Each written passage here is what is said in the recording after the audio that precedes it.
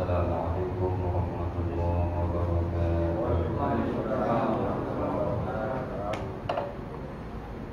Innal hamdalillah nahmaduhu wa nasta'inuhu wa nastaghfiruh wa na'udzu billahi min shururi anfusina wa min sayyiati a'malina. May yahdihillahu fala mudilla lahu wa may yudlil fala hadiya lahu. Asyhadu an la ilaha illallah wahdahu la syarika lahu wa asyhadu anna nabiyyana Muhammadan abduhu wa rasuluhu la nabiyya ba'dahu. Sallallahu alaihi wa ala alihi wa sahbihi wa man tabi'ahum bi ihsan ila yaumil qiyamati amma ba'd. Qala Allah ta'ala fil Qur'anil Karim, a'udzu billahi minasy syaithanir rajim. Ya ayyuhalladzina amanu taqullaha haqqa tuqatih wa la tamutunna illa wa antum muslimun. Shadaqallahul azim.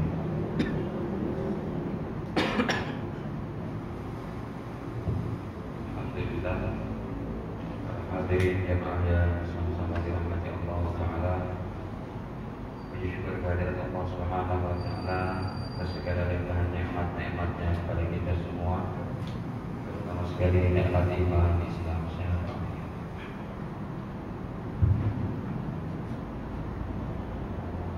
Jadi kita masih melanjutkan tentang syafaatnya. Kemarin sudah kita bahas nomor pertama, yaitu syafaatul uzma, syafaat besarnya Nabi Muhammad SAW yang akan beliau berikan kepada umat Islam di padang mahsyar nanti, yang semua manusia ketakutan. Mereka mencari syafaat, pertolongan dari para nabi-nabi, dari Nabi Adam, Nabi Nuh, Nabi Ibrahim, Nabi Musa, sampai kepada Nabi Isa. Tetapi semuanya angkat tangan, semuanya tidak berani berikan syafaat, sehingga mereka semua manusia datang kepada Nabi besar Nabi Muhammad sallallahu alaihi wasallam. Hadirin, yang kedua, syafaat Nabi Muhammad sallallahu alaihi wasallam kepada manusia yang kebaikan dan keburukannya seimbang.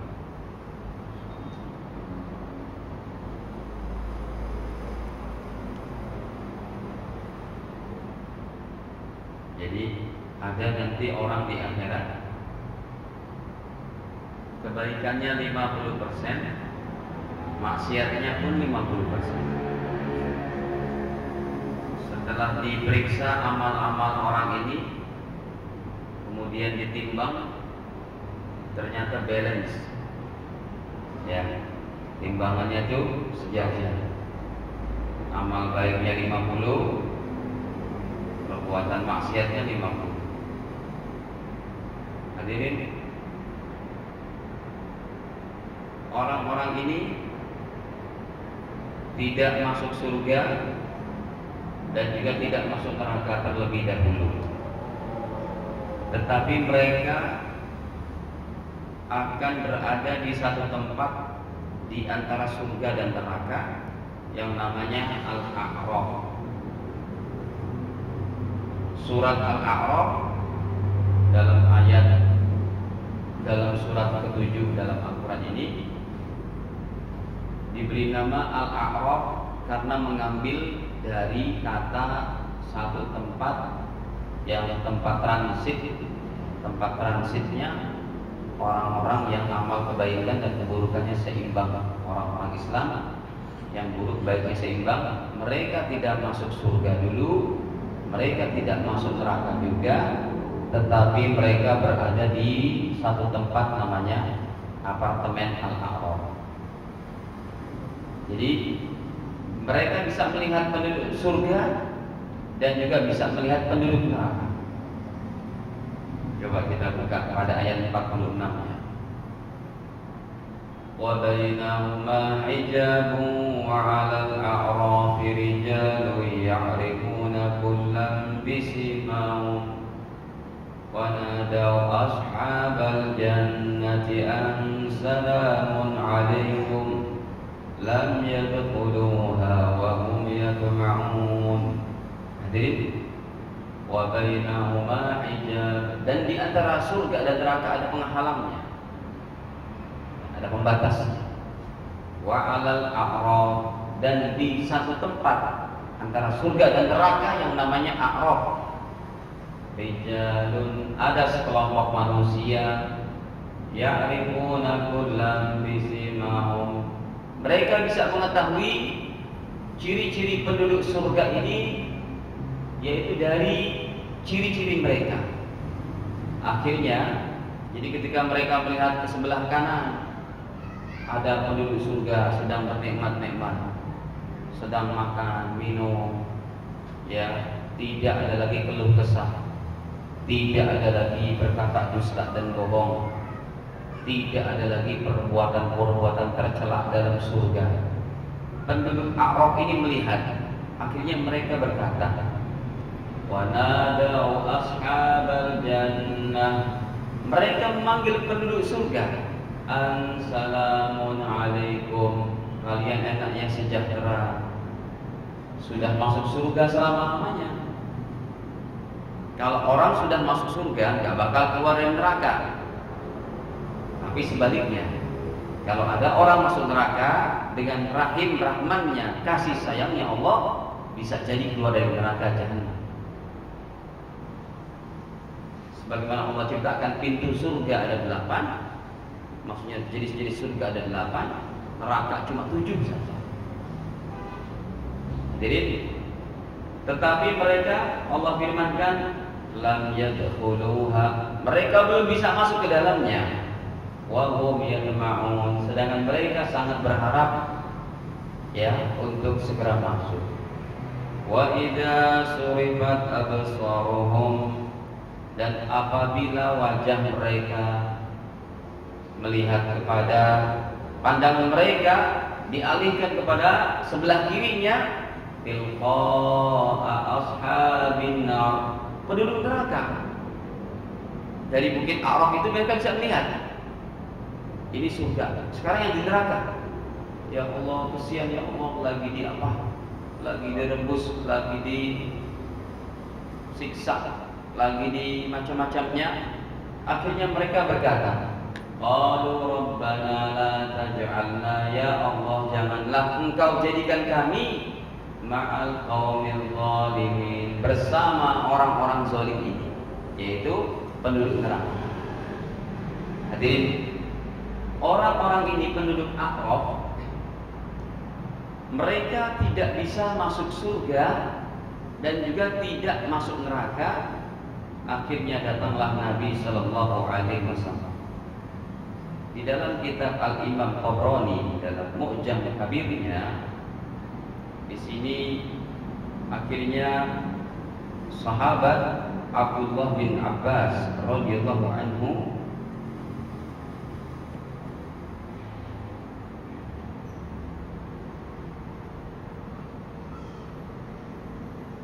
Abdullah bin Abbas berkata bahwa wa ashabul a'raf, dan penduduk A'raf, yadkhuluna al-jannah, akan masuk surga bi syafaati Muhammadin sallallahu alaihi wasallam, dengan syafaat Nabi Muhammad.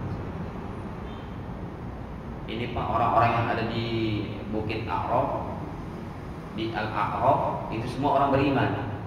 Kalau orang kafir gak punya kebaikan lagi. Di akhirat orang kafir gak ada kebaikannya sedikit pun tidak ada.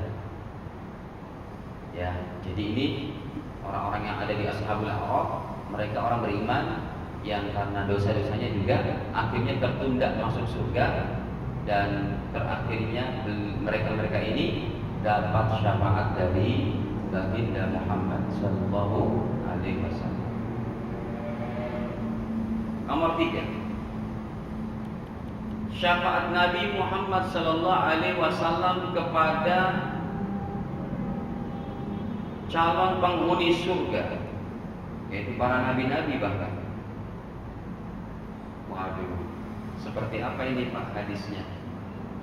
Jadi hadirin, Nabi Adam, ya, Nabi Nuh, Nabi Ibrahim, Nabi Idris, Nabi Ishaq, Nabi Hud, Nabi Saleh, seluruh para nabi, Ilyas, Zakaria, Yahya, Isa, semua para nabi 124.000 orang sudah pada berdiri di depan pintu surga tapi nggak bisa masuk. Bayangin.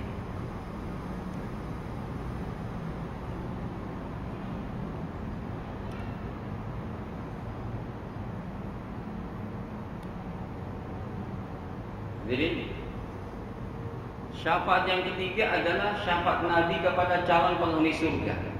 Karena surga boleh dimasuki pertama kali hanya oleh Nabi Muhammad sallallahu alaihi wasallam. Enggak boleh sama nabi yang lain. Enggak boleh sekalipun dengan Nabi Adam. Ya, kenapa? Nabi Muhammad pernah bersabda, Hurrimatul jannatu 'alal anbiya.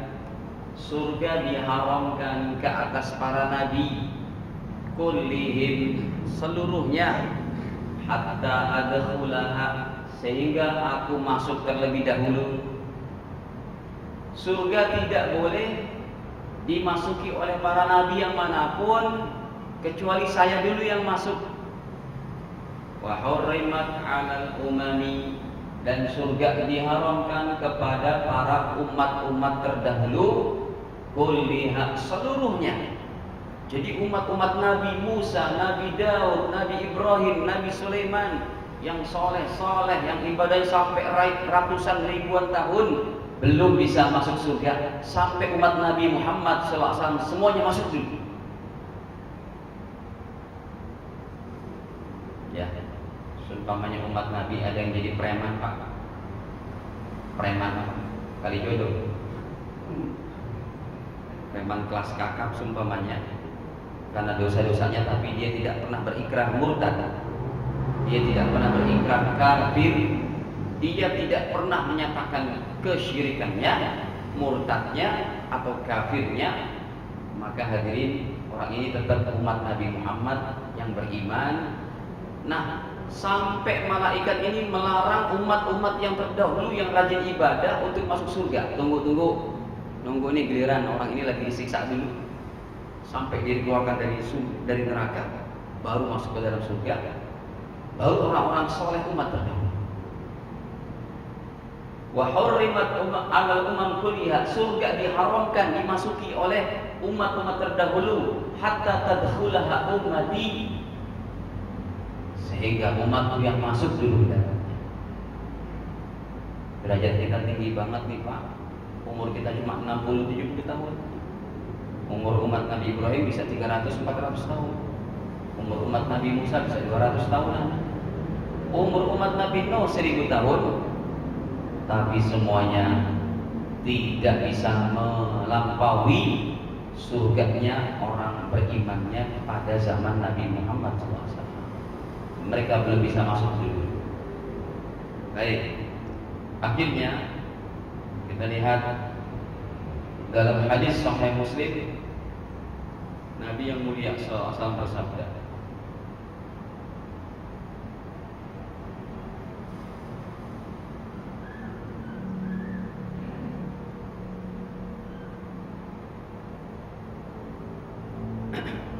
kata Nabi,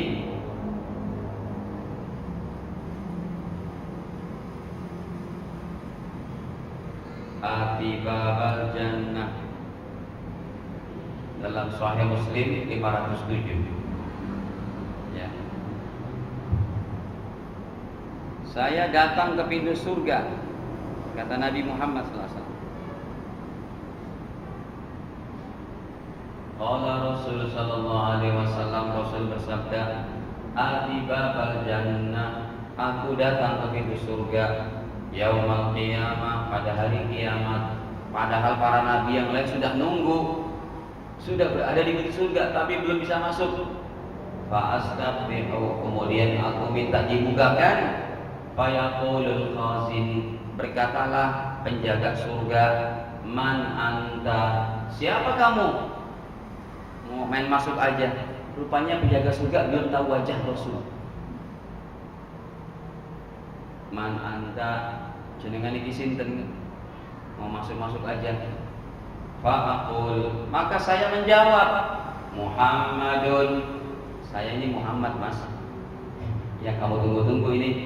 Fayaqul, akhirnya malaikat penjaga surga berkata, bika umirtu, oh kamu toh yang namanya Muhammad. Bika umirtu, saya diperintahkan oleh Allah, ya, untuk menunggu kamu ini. Lihat itu, para nabi sudah menunggu, para rasul sudah menunggu, belum bisa masuk, sampai kamu dulu yang buka pintu surganya. La aftahi ahadin, saya tidak membuka untuk siapapun. Qablaka, sebelum kamu masuk duluan wahai Nabi Muhammad. Akhirnya dibukakan pintu surga, Nabi Muhammad masuk ke dalam surga, baru para nabi yang lain.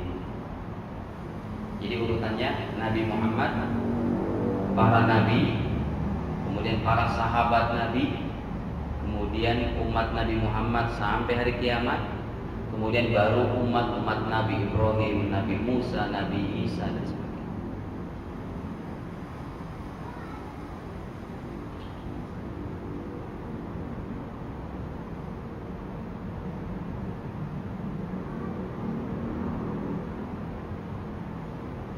Yang keempat, syafaat Nabi kepada Abu Thalib supaya diringankan siksanya, azabnya. Karena memang Abu Thalib tidak pernah beriman kepada Allah sesuai dengan hadis Rasul. Kasihan pamannya Nabi Muhammad SAW. Tapi karena beliau sering menolong Rasul, maka Rasul masih tetap bisa berikan syafaat. Tapi syafaatnya bukan keluar dari neraka, yaitu pertolongan Rasul kepada beliau, yaitu berupa keringanan siksaannya dalam neraka.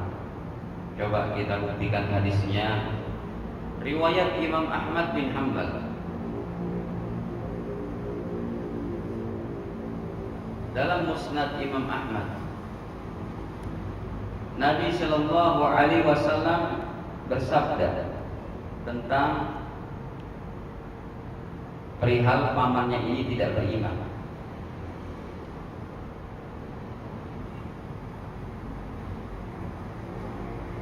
Hadisnya nomor 20, masih awal-awal dalam Musnad Imam Ahmad. Wa qala Rasulullah sallallahu alaihi wasallam, maka Rasul sallallahu alaihi wasallam bersabda, man qabila minni, siapa yang menerima dariku al-kalimah, yaitu kalimat thayyibah la ilaha illallah. Siapa yang menerima kalimah la ilaha illallah dariku, minni, allati a'adtu ala ammi, yang pernah saya sodorkan, yang pernah saya tawarkan, ala ammi, kepada pamanku. Paman ucapkan ini paman. Faraddaha alayya, maka beliau menolaknya. Pamannya tidak mau bersyahadat, maka fahiyalahu najatun, maka itu adalah merupakan keselamatan bagi orang yang mau menerima syahadat la ilaha illallah. Tapi karena pamannya ini sering menolong Rasul ketika Rasul mau dicaci maki, mau dipukulin, maka pamannya ini yang menolong. Akhirnya kita lihat dalam Sahih Bukhari, pamannya memang tidak mendapat syafaat Nabi, tapi syafaat yang tidak keluar dari neraka jahanam. Karena memang Rasul tidak bisa memberikan jaminan sekalipun kepada keluarganya untuk keluar dari neraka kalau dia tidak bersyahadat.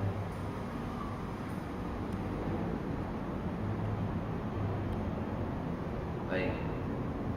3672 dalam hadis Sahih Bukhari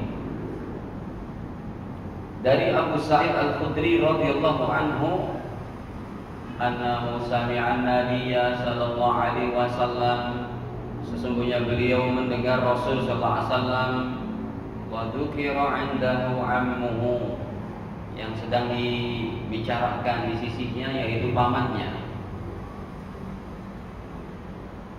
Faqal, maka bersabdalah Nabi, la'allahu tanfa'uhu syafa'ati, semoga saja syafaatku masih bermanfaat untuk pamanku yaumal qiyamah, pada hari kiamat. Fayuj'al fi dhahdhahin minan nar, maka beliau dipakaikan daripada terompah-terompah dari sendal dari api neraka. Yablughu ka'baihi, yang sampai ke mata kakinya, sendalnya dari api neraka sampai ke mata kaki. Yubla minhu dimaghu, tetapi mendidihnya sampai ke otaknya. Ini siksaan paling ringan penduduk neraka. Dan itu pun sudah mendapat syafaat Nabi Muhammad SAW, pamannya.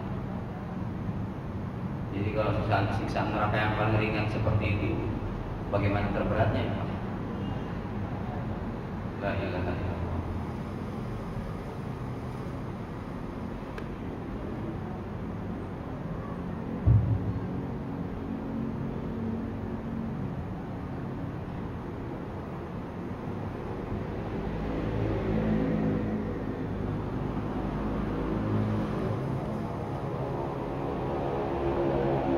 Yang kelima, ada tanyakan sampai sini?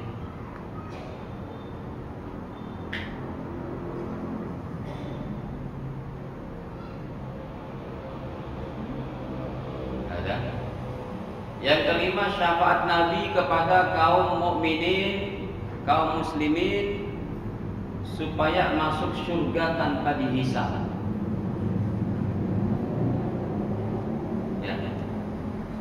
Masuk surga tanpa dihisab. Wah, ini orang-orang yang hebat sekali imannya.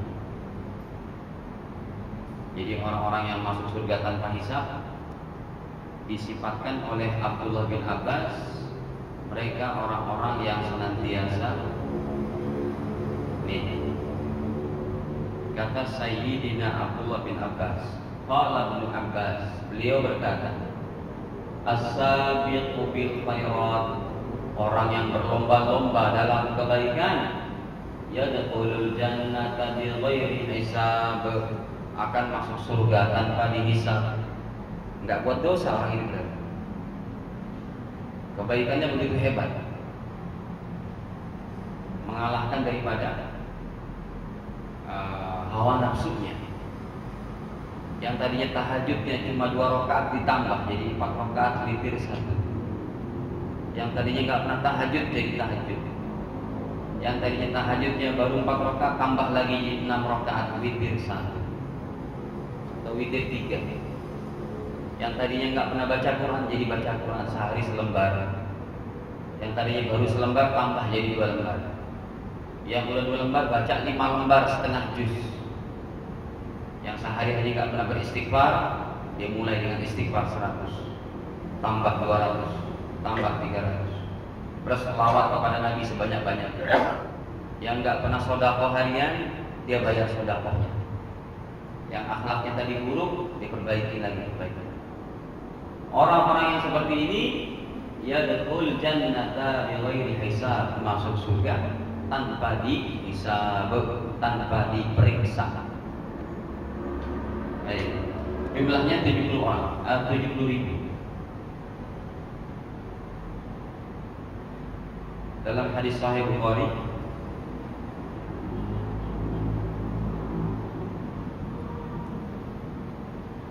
Nabi sallallahu alaihi wasallam bersabda,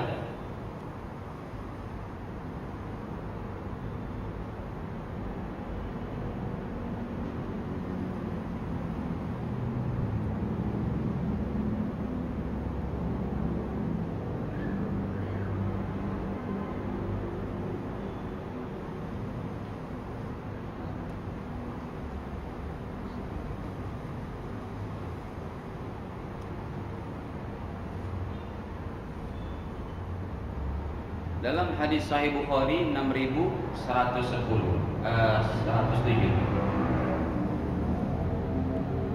Abdullah bin Abbas berkata, anna Rasulullah sallallahu alaihi wasallam qala, sesungguhnya Rasul bersabda, yadkhulul jannata min ummati, umatku akan masuk ke dalam surga sab'una alfa, ada 70.000 orang, bi ghairi hisab, dengan tanpa dihisab.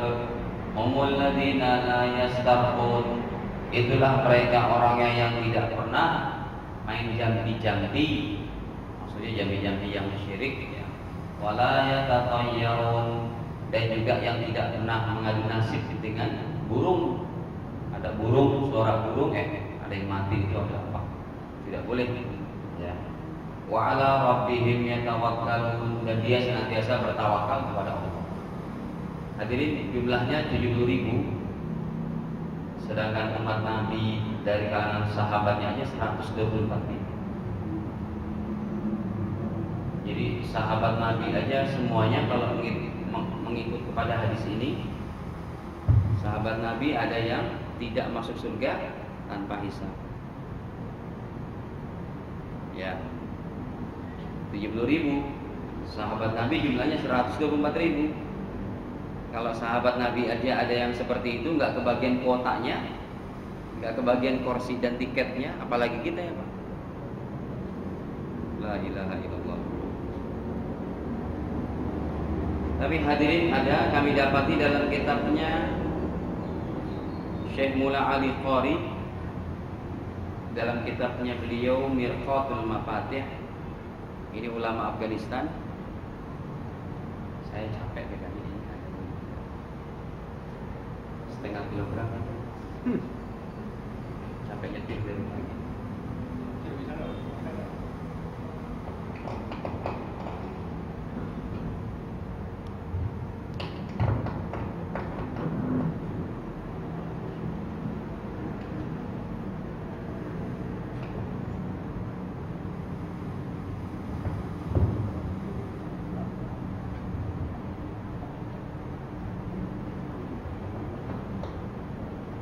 Ya, hadirin,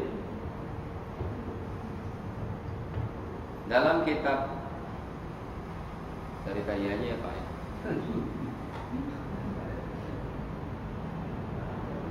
Bekel dengan saya bekel. Akhirnya dijelaskan dalam kitab ini riwayat Imam Nasai. Alhamdulillah kuotanya ditambah dari 70.000 menjadi, coba kita lihat. Ini karena sahabat Umar bin Khattab protes. Ya, berani beliau protes sama Nabi. Ya, bukan protes sebagaimana, maksudnya kalau cuma 70.000 berarti sedikit ya Rasul. Umat Islam aja sekarang berapa Bu? Hampir 1,5-2 miliar kan? Ya Allah. Coba kita lihat nih hadisnya, penjelasan selanjutnya. Qala Nabi sallallahu alaihi wasallam, Nabi bersabda, wa yadkhul min ummati, dan akan masuk dari sebagian dari umatku sab'una alfa, 70.000 al-jannata, ke dalam surga, bi ghairi hisab, dengan tanpa diperiksa, tanpa dihisab. Faqala Umar bin Khattab berkata, sab'una alfa, ya Rasul, cuma 70.000. Kalau gitu sedikit dong. Maka Nabi menjawab, na'am, baiklah kalau begitu. Wa ma'akulli wahidin, setiap satu orang dari 70.000 tadi, wa ma'akulli wahidin sab'una alfa, setiap dari yang 70.000 tadi satu orangnya bisa membawa 70.000 lagi. Berarti semua jumlahnya berapa? 4,9 miliar. Nah, lumayan tuh Pak ya. Allahu alam sih, tapi ya banyak gitu. Artinya kalau zaman Nabi sampai zaman sahabat itu jumlahnya orang-orangnya cuma 124.000. Terus ditambahlah 200 tahun ke depan, 2 kali lipatnya. jadi 300.000. Tambah lagi 2 tahun ke depan, oke lah 2 kali lipatnya, jadi 600.000. Tambah lagi sampai 200 tahun ke depan, tahun 800. Katakanlah tahun 800 2 kali lipatnya, 1.200.000. Tambah lagi tahun 1000 Hijriah, ya 2 kali lipatnya katakan, baru 2 miliar, ya kan? Dan pertumbuhan setelah itu paling ya berapa ratus juta. Nah, berarti kan masih ada sisa tuh Pak, 2,9 miliar. Sekarang aja cuma berapa umat Islam? 2 miliar kurang. Semoga aja ya Pak ya, apalagi warga Nurul Amal ini, yang lain enak lagi pada nonton TV, ini pada ngaji. Ya, memang harus kerja keras. Untuk mendapatkan surga yang tinggi ini nggak cukup dengan bersantai-santai. Hari-hari cuma main doremi gitu, main bola voli, main internet, ya Mas Dwi. Ya. Hari-hari cuma itu online saja, nggak cukup. Dia harus puasa, dia harus berzikir, harus sholat, harus jaga akhlak yang baik, memakmurkan masjid. Emang bangun tahajud gampang Pak? Nah, salah satu ciri-cirinya itu orang yang akan mudah seperti ini kalau dia betul-betul melawan hawa nafsunya untuk ketaatan kepada Allah. Nah, kita masih ada kesempatan ini, ya, dan tidak menutup kemungkinan. Baik. Nomor 6, syafaat para nabi, malaikat, dan orang-orang beriman yang soleh. Waduh, malah orang beriman, ya orang beriman anda ini bisa memberikan syafaat kalau emang dia punya nilai lebih dari rata-rata keimanan dan amal solehnya yang sampai disukai oleh Allah. Dia bisa di akhirat berbagi kepada orang Islam lain. Dan ini dengan dalil kita berkata ini dengan dalil. Coba kita buka hadisnya dalam Sahih Bukhari nomor 7001.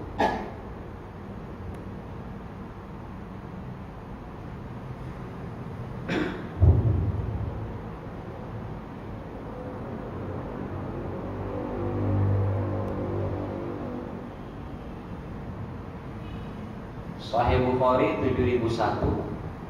Ini pernyataan dari baginda Nabi Muhammad SAW tentang yang berikan syafaat itu bukan hanya para nabi saja, bukan hanya malaikat saja, orang beriman bisa berikan syafaat. Ya, nih, qala Nabi SAW, hadisnya penggalannya cuma ini saja. Nabi bersabda, "Mayashfa'un nabiyyun." Para nabi bisa berikan syafaat. Wal malaika, para malaikat juga bisa berikan syafaat. Wal mu'minun, dan orang-orang beriman bisa berikan syafaat. Jadi memang agama ini indah sekali. Kita diizinkan untuk berbagi. Ya, diizinkan di akhirat, bahkan pada masa-masa yang sangat menentukan, diizinkan untuk berbagi.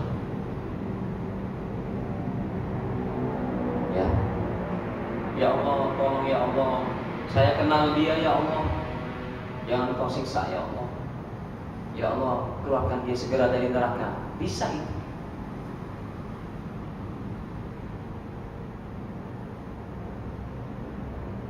Apalagi zaman sekarang Pak, kalau nggak kuat-kuat iman, Masya Allah. Apalagi lagi marak nih yang namanya apa? LGBT itu. Sebenarnya LGBT bagus ya Pak, kalau kepanjangannya lelaki ganteng banyak tilawahnya. Tapi kalau udah lesbian, gay, bisex, dan transgender, la ilaha illallah. Ini negeri menjadi apa kalau itu digolkan? Bahkan ada seorang artis bilang, calon gubernur, kalau saya jadi presiden, saya akan resmikan itu pernikahan sesama jenis. Inna lillahi wa inna ilaihi raji'un. Dunia udah mereka kiamat, Pak. Syukurlah di Jakarta ini masih ada ulama-ulama. Di parlemen masih ada orang-orang yang otaknya masih hati nurani masih mengikut agama. Kalau enggak sudahlah. Justru malah disokong gitu, dibiayai. Apa mereka enggak takut ya siksaannya dari Allah Ta'ala? Dalam surat Hud ayat 82, kaum Sodomi di Jordan itu kampungnya diangkat oleh Allah Ta'ala, dibalikan seperti itu siksaannya. Dan dalam hukum Islamnya kalau ada orang ketahuan melakukan amal homoseks itu wajib dibunuh dua-duanya. Coba kita lihat ini. Sedikit kita menyikapi masalah ini dalam surat Hud ayat 82. Falamma jaa amruna, maka apabila telah datang perintah kami, ja'alna 'aliyaha safilaha, kami jadikan kampung Sodomi, kampung homoseks itu kami angkat, kami jadikan yang atasnya menjadi yang bawah, dibalikan seperti itu. Wa amtarna 'alaiha hijaratan min sijilin mandud, kami lempari juga mereka kami hujan dengan batu-batu panas. Kalau dalam hadisnya kita lihat jelas sekali ini LGBT dilarang. Dalam hadis Imam Tirmidzi, Nabi SAW bersabda, uqtulul fa'il wal maf'ul bihi, bunuh orang yang berbuat seperti itu.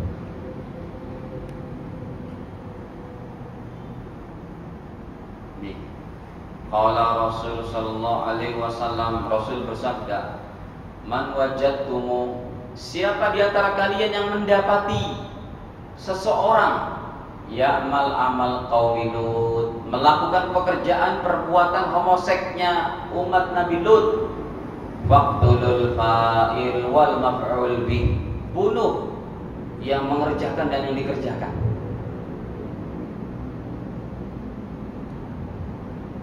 Ya, kalau fatwa sebagai ulama, orang yang kayak begini dibunuhnya dilempar dari atas gedung,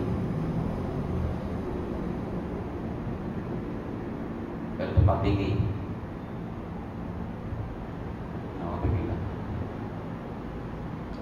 Ada tanyakan Pak, silakan. Ini Mbak nggak nanya Mbak, berarti yang Mbak.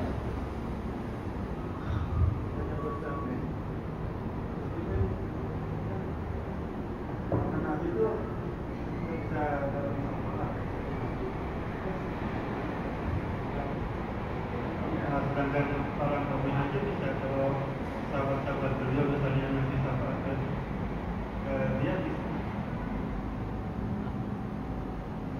yang bagi paman Nabi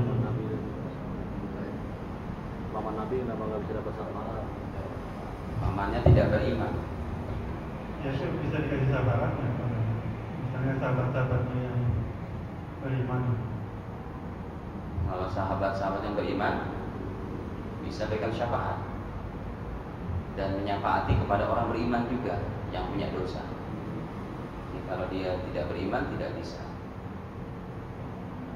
Dosa yang selain syirik, kafir, murtad enggak bakal diampuni. Ya, maksudnya dosa-dosa itu tidak diampuni. Syirik, murtad, kafir, selain itu diampuni oleh Allah. Contohnya dalam surat An-Nisa ayat 148, ayat 48. Nih, kenapa pamannya tidak bisa dikeluarkan dari neraka? Syafaatnya cuma keringanan siksa saja. Karena tidak beriman. Allah berfirman, Innallaha la yaghfir, sesungguhnya Allah tidak mengampuni dosa ayyushraka bi, kalau perbuatan dosanya merupakan syirik, kafir atau murtad. Wa yaghfiru ma duna dzalik, dan mengampuni dosa selain itu lima yasha, bagi orang yang Allah kehendaki. Wa may yusyrik billah, dan siapa yang menduakan Allah, menyembah Tuhan yang lain, faqad iftara isman 'azima, sungguh ia telah berbuat satu dusta dan kebohongan yang sangat besar. Jadi hadis nggak bakal melawan Al-Quran, nggak mungkin bertentangan. Makanya betullah Nabi bersabda, syafaatku kepada pamanku hanya berupa keringanan siksa di neraka, tidak bisa dikeluarkan.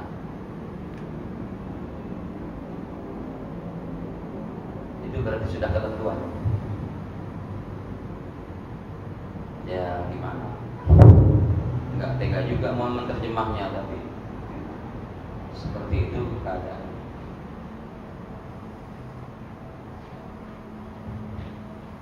Ada lagi? Kalau kepada bapak ibunya kan meninggal dalam keadaan bukan dia tidak beriman, tapi Rasul belum ada kewajiban. Rasul belum menyampaikan pesan, belum menyampaikan risalah Islam kan kepada bapak ibunya, belum diutus kan. Jadi bapak ibunya itu meninggal di masa-masa fatrah, masa yang kekosongan dari utusan Allah Ta'ala.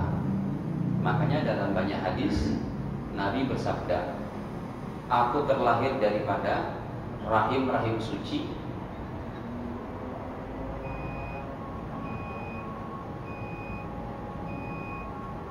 Nih, sebentar.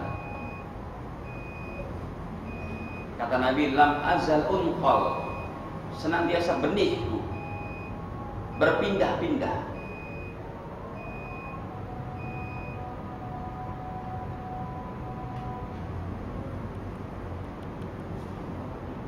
Nih. Qala alaihi salam, Nabi bersabda, lam azal unqal, senantiasa benihnya Rasul belum tercipta. Dari Nabi Adam itu benihnya yang ada kepada Bunda Hawa punya anak terus sampai Nabi Ibrahim, Ismail, sampai ke ibunda Aminah dari Bapak Abdullah. Ya, senantiasa benihku berpindah min aslabit tahirin, dari tulang-tulang sulbi yang suci, ila arhamit tahirat, kepada rahim-rahim suci juga. Ya. Jadi orang bapaknya Rasul dan ibunya belum sempat itu kok mendapat dakwah Rasul. Kan sudah meninggal duluan. Nabi usia berapa tahun? Dalam kandungan 6 bulan sudah meninggal sang ayah, enggak pernah melihat ayahandanya. Dan ibunya meninggal dalam usia berapa? 6 atau 7 gitu kan. Nah, itu Rasul belum berdakwah Islam kan. Jadi kalau bapak ibunya Rasul berbeda. Jadi ini saja sudah ada. Semoga Allah Ta'ala senantiasa memilih kita semuanya untuk beramal soleh sampai hari wafatnya kita. Amin ya rabbal alamin. Hadanallahu wa iyyakum ajmain. Subhanaka wa bihamdika asyhadu an la ilaha illa anta astaghfiruka wa atubu ilaik. Assalamualaikum warahmatullahi wabarakatuh.